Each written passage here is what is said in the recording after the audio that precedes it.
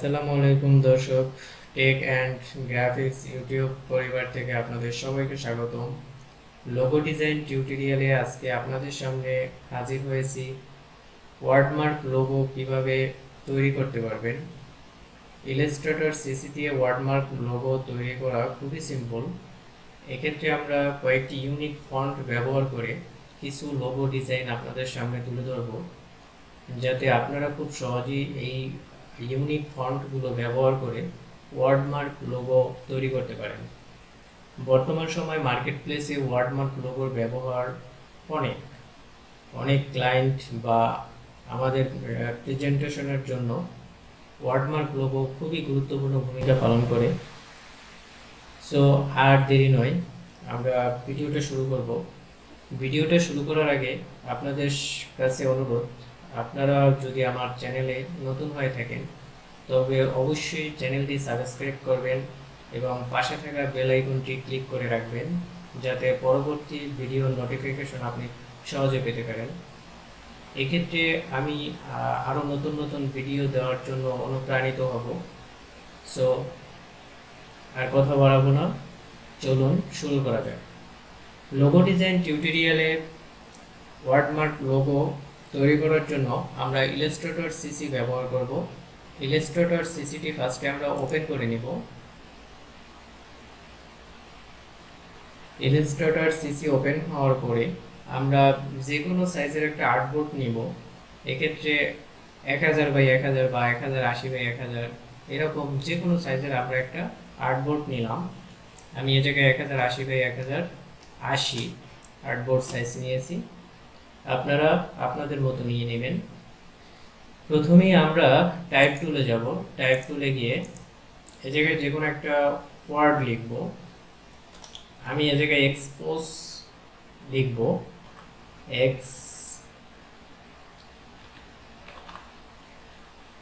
Expose. এটা একটু বড় করার জন্য আমরা এই জায়গায় টাইপে যাব, তারপরে সাইজ, দেন 72 দিয়ে দিব।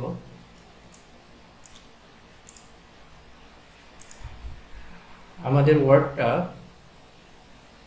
ক্যাপিটাল লেটার হলে ভালো হয়। এক্ষেত্রে আবার টাইপে যাব। টাইপে গিয়ে চেঞ্জ কেস, দেন আপার কেস করে দিব, তাহলে আমাদের ওয়ার্ডটা এরকম সব ক্যাপিটাল লেটার হয়ে যাবে। এখন আমরা যে ফন্টটা ইউজ করব, এক্ষেত্রে আমাদের কিছু ইউনিক ফন্ট নেম আপনাদের সুবিধার্থে আমি বলে দিচ্ছি, যেগুলো আপনারা ডাউনলোড করে খুব সহজেই এই ওয়ার্ডমার্ক লোগোগুলো তৈরি করতে পারেন। এক্ষেত্রে নেক্সট রেগুলার, এনসিসি, দেন বেবাস, এগুলো আপনারা ব্যবহার করতে পারেন। আজকে আমি আপনাদের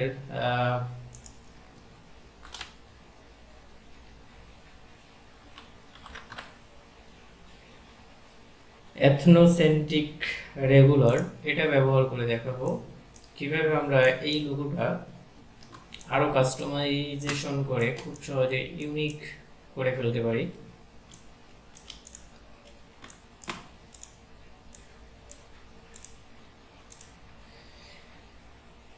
ওয়ার্ডমার্ক লোগো তৈরি করার ক্ষেত্রে আমাদের ওয়ার্ডটা লিখে দেন একটা ফন্ট সিলেক্ট করে তারপরে আমাদের এটা ক্রিয়েট অফ আউটলাইন করে নিতে হবে। এক্ষেত্রে আমি ক্রিয়েট অফ আউটলাইন করে নিলাম, দেন আমরা এটাকে আনগ্রুপ করে নিব। আনগ্রুপ হয়ে গেল। দেন আমরা এই জায়গা থেকে এই যে এগুলো আছে, লেটারগুলো আছে, আমরা একে একে এগুলো কাস্টমাইজেশন করে নিতে পারি। এক্ষেত্রে আমরা এই জায়গা থেকে শুরু করি। এইটাকে আমরা কাস্টমাইজ করব। এটাকে আরো সুন্দর করার জন্য আমরা একটু জুম করে নেই। জুম করে নেওয়ার পরে আমরা ডিরেক্ট সিলেকশন টুলে যাব। দেন ঠিক এই জায়গায় প্রেস করে শিফট ধরে আমরা এটা এদিকে টেনে নিব। এদিকে টেনে নেওয়ার পরে আমরা ডিরেক্ট সিলেকশনে আসি। দেন এটাকে কপি করে এই জায়গায় পাথফাইন্ডারে চলে যাব। আমার এই জায়গায় পাথফাইন্ডার অপশনটা আছে, আপনারা যদি পাথফাইন্ডার অপশনটা না পান সেক্ষেত্রে উইন্ডোজে গিয়ে দেন এই জায়গা থেকে পাথফাইন্ডারটা নিয়ে নেবেন। পাথফাইন্ডারে গিয়ে আমরা ক্লিক করে এই জায়গা থেকে ডিভাইড করে দিব। দেন এই জায়গা থেকে এটা ডিরেক্ট সিলেকশন সিলেক্ট করা আছে, এক্ষেত্রে আমরা খুব সহজে এটা ডিলেট করে দিতে পারি। একটা ডিজাইন হয়ে গেল।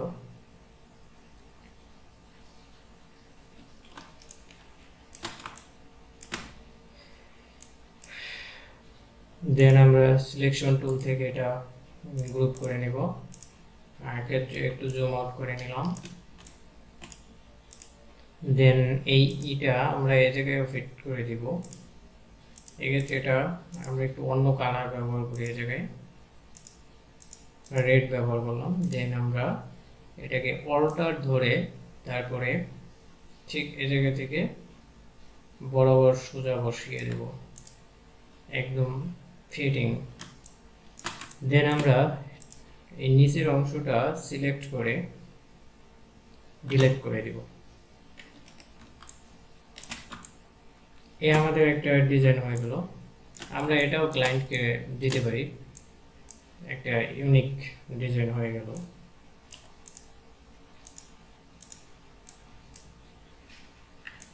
এটা একটু কপি করে উপরে রাখি। দেন এটাকে আরো কাস্টমাইজেশন আমরা করতে পারি। এক্ষেত্রে এই জায়গায় যে এক্সট্রা আছে, এই এক্সট্রা আমরা ব্যবহার করব না। আমরা এই জায়গা থেকে রেক্টেঙ্গেল টুলে যাব। দেন এই বরাবর একটা রেক্টেঙ্গেল এঁকে নেব। দেন আমরা এটাকে কন্ট্রোল 2 দিয়ে লক করে নেব। এটাকে সিলেক্ট করে এটা ডিরেক্ট সিলেকশন টুল ব্যবহার করব। আমরা ডিরেক্ট সিলেকশন টুল দিয়ে আমরা এই নিচের অংশটুকু সিলেক্ট করে নেব।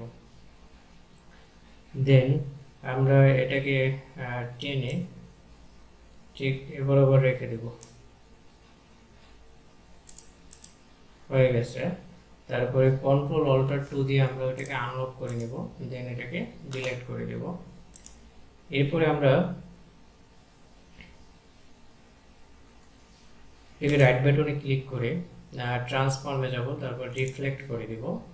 তারপরে এই ভার্টিক্যাল অপশনটা রেখে আমরা জায়গা থেকে কপি করে নেব। দেন নেক্সট হয়ে গেল।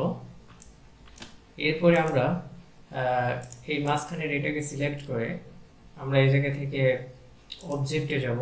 দেন পাথ, তারপরে অফসেট পাথে চলে যাব। তারপরে এই জায়গায় প্রিভিউতে ক্লিক করে রাখবো।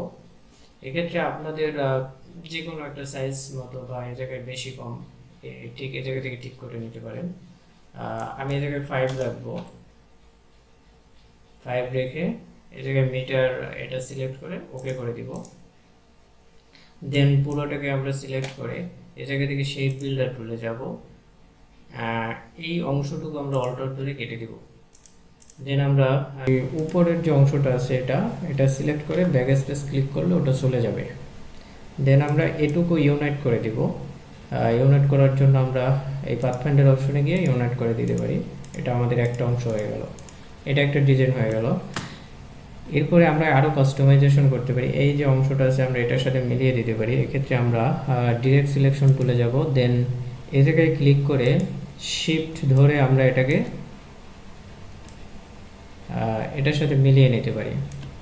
দেন এই জায়গায় আমরা শিফট ধরে এটার সাথে মিলিয়ে নিব। দেন আমরা এটাকে সিলেক্ট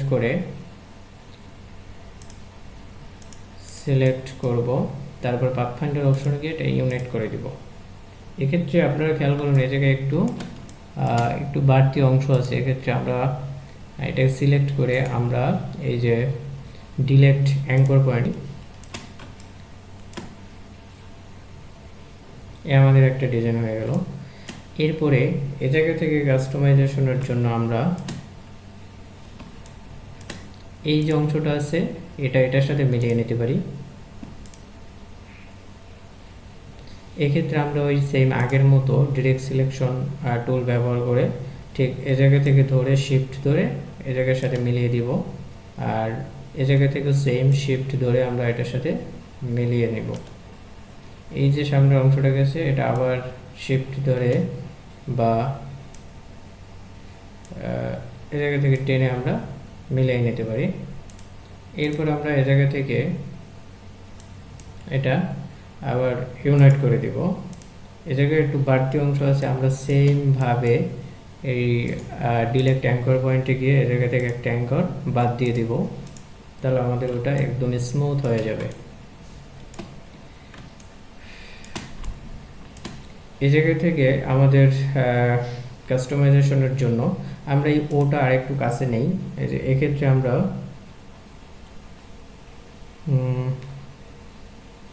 লেফট অ্যারো কি প্রেস করব, সামনে আরেকটু টানবো, বা এই জায়গা থেকে একটু জুম করে নেই, শিফট ধরে অল্টার ধরে একদম এই বরাবর রাখবো যেন সোজা হয়, এটা উপর নিচ হতে পারবে না, একদম সোজা, একদম সোজা। দেন ছেড়ে দিলাম। আর বাড়তি অংশটা এটা আমরা ডিলিট করে দিই। এই জায়গা থেকে একটু কাস্টমাইজেশন করব আমরা।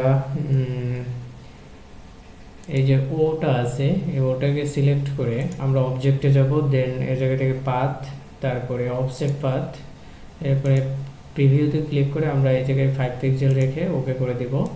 দেন আমরা সমস্তটা শেষ সিলেক্ট করে শেপ বিল্ডার টুলে যাব, ঠিক এটুকু অংশ আমরা এই জায়গা থেকে অল্টার ধরে কেটে নেব।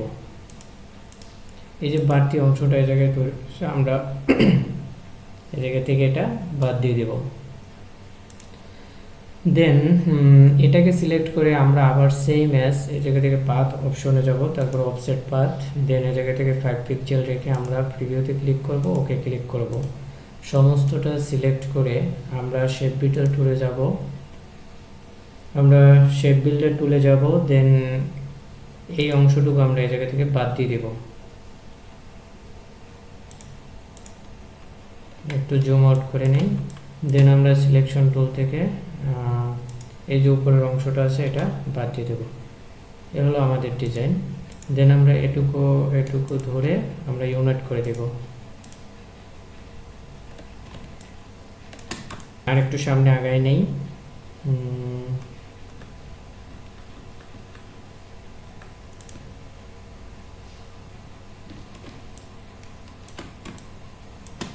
আমরা সেম অ্যাজ এই জায়গা থেকে এসটা এর সাথে মিলিয়ে দিব। এক্ষেত্রে আমরা ডিরেক্ট সিলেকশন টুলে যাব, দেন এই জায়গা থেকে শিফট ধরে আমরা এটার সাথে মিলিয়ে দিব। সেম অ্যাজ উপরের অংশটাও আমরা এটার সাথে মিলিয়ে দিব। দেন এটা সিলেক্ট করে আমরা পাথফাইন্ডার অপশনে গিয়ে ইউনাইট করে দিব, তাহলে এটার সাথে মিলে যাবে। আর এই যে অংশটা আছে এটা আমরা ওয়ের সাথে মিলিয়ে দিতে পারি। এক্ষেত্রে আমরা ডিরেক্ট সিলেকশন টুলে যাব, দেন এই জায়গা থেকে সিলেক্ট করে শিফট ধরে আমরা এটার সাথে মিলিয়ে নেব। সেম অ্যাজ উপরের অংশটা আমরা এটার সাথে মিলিয়ে নেব। এই জায়গায় যে বাড়তি অংশটা হয়েছে এটা আমরা শিফট ধরে একটু টান দিলেই হয়ে যাবে।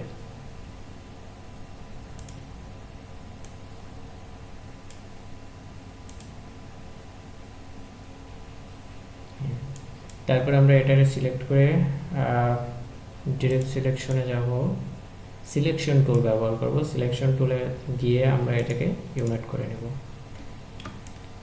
এগুলো আমাদের ওয়ার্ডমার্ক লোগোটা। আমরা এ জায়গায় সবগুলো ওয়ার্ড কীভাবে আপনি কাস্টমাইজ করতে পারেন সেটা দেখালাম। আপনারা আপনাদের মতো এটা যে কোনোভাবে কাস্টমাইজ করতে পারেন। এক্ষেত্রে আমি সবগুলো লেটারই কাস্টমাইজ করছি আপনাদের বোঝার সুবিধার্থে। আপনারা একটা ওয়ার্ডের যে কোনো 2টা 3টা এভাবে কাস্টমাইজ করে নিতে পারেন, বা সম্পূর্ণটাও এভাবে কাস্টমাইজ করতে পারেন। এরপরে এ জায়গায় বিভিন্ন কালারও ব্যবহার করতে পারেন। যেমন আমি এটা সিলেক্ট করে এ জায়গা থেকে এই যে গ্রে কালারটা আছে এটা নিলাম, সম্পূর্ণটাই হয়ে গেছে। আমরা এক্ষেত্রে আনগ্রুপ করে নেই, এটা আর এই উপরের অংশটা, এটাতে আমরা গ্রে কালারটা সিলেক্ট করে নেব। দেন এই যে অংশটা হচ্ছে এবং এই অংশটা হচ্ছে, এটাতে আপনারা আপনাদের মতো করে এই জায়গা থেকে কালার সেট করে নিতে পারেন। দেখুন কত ইউনিক একটা ডিজাইন হয়েছে আমাদের। আমরা আমরা বায়ারকে দিতে পারি বা আমাদের নিজেদের প্রেজেন্টেশনের জন্য এই ধরনের লোগো তৈরি করে আমরা সোশ্যাল মিডিয়ায় পোস্ট করতে পারি। সো আশা করব ভিডিওটি আপনাদের কাছে অনেক অনেক ভালো লেগেছে এবং আপনারা এটা থেকে অনেকটা উপকৃত হবেন।